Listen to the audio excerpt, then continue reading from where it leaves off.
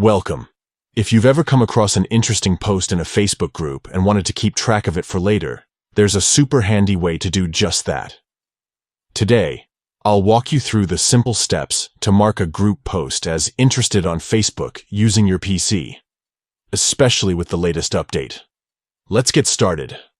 First, open up your preferred web browser and head over to facebook.com.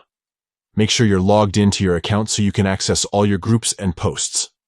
Next, navigate to the group where you spotted that post you want to keep an eye on. You can do this by clicking on Groups in the left-hand menu, then selecting the group from your list. Once you're in the group, scroll through the feed until you find the post you're interested in. Now, here's where the new update comes in. Take a look at the top right corner of the post. You'll see 3 small dots arranged vertically.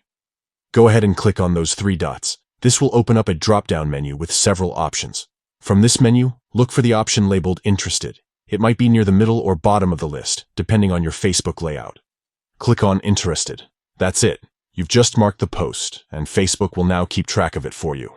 By marking a post as interested, you make it much easier to revisit it later without having to scroll endlessly through the group feed. This is perfect for event announcements, sales, important updates, or anything you want to remember.